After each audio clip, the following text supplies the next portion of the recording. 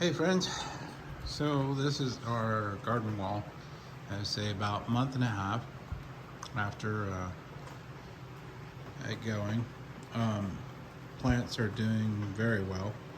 Um, this is now you see it's still, I still have a leak going on, but there's some things that are working great. Some things I have to tweak, fix a little bit, but overall, I have got I have a lot of plants to eat. So I'm gonna harvest a lot of this today, if I can. I've got, anytime my son goes meat heavy, I need to kind of balance that. Well, my middle son, like to balance that out with some greens. And so now we have pretty much most everything has come out here. So these are some Carolina mustard greens. These are good. They taste really good. So they have when it's humid, they get this color to them. Lots of greens growing really well here. These are good. This is this is water spinach. I mean, that's our English term for it. English has really bizarre names for things that are not natural.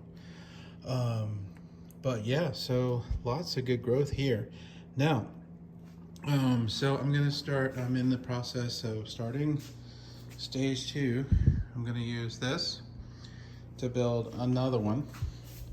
This one, I'm going to track the costs, and I'm gonna kind of take some of the learnings that I have from this and apply them here.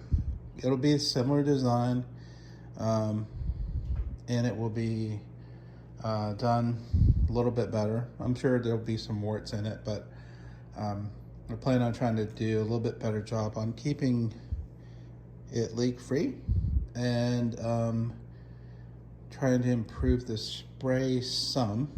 I don't know if I'm gonna be successful, because what I'm gonna try to do with this one while I'm tracking costs with this is I want to like try to do what would be ROI, return on the investment, as if I were like a real farmer, so is this viable? So we're going to track all the costs associated with building it. We're going to, and the cost goes from the materials, the seeds, the fertilizer, the water, the things that I can actually track. And I'm going to track that each month to see, would this be a viable solution if you were, like, say, a commercial gardener and trying to basically run this as a business, right? So would it be cost effective for a family to do this? I mean, as a project, right, as most gardeners, we're just like, we just throw things together and put it in there, and we're not, associating costs with it. But having run a small business, I can tell you that with margins, they get very slim. And I know that with farming, margins are ridiculously slim. We're going to see if this would be more cost effective than possibly running a dirt farm. So we're going to do that. And so this will be a project that will take a few months. And in the end, we'll kind of get an idea how much does it cost, and what trade-offs I may have to make to try to turn a profit off of this system. Granted, this is all make-believe. I'm not selling anything off of here, but just based on, like, say, wholesale market costs of, these ingredients, what would it be, and how much do we get, and is it worth it? Because most of the time with your hydroponic costs, most of your costs are going to be upfront building, right? You use a lot less water. You do end up using electricity, whereas a dirt farm, you don't. I guess you would use it in, collection of the material, but most of the time you don't. But you do use a lot more water, so there is a cost in that. There's also the fertilizer involved, but I think with the dirt farm, you have the same thing. In order to get plant growth, you need that.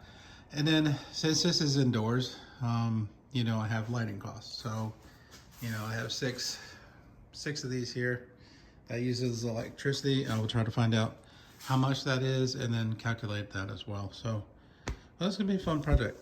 So we actually see what's the real cost of this hobby that I have that actually feeds my family.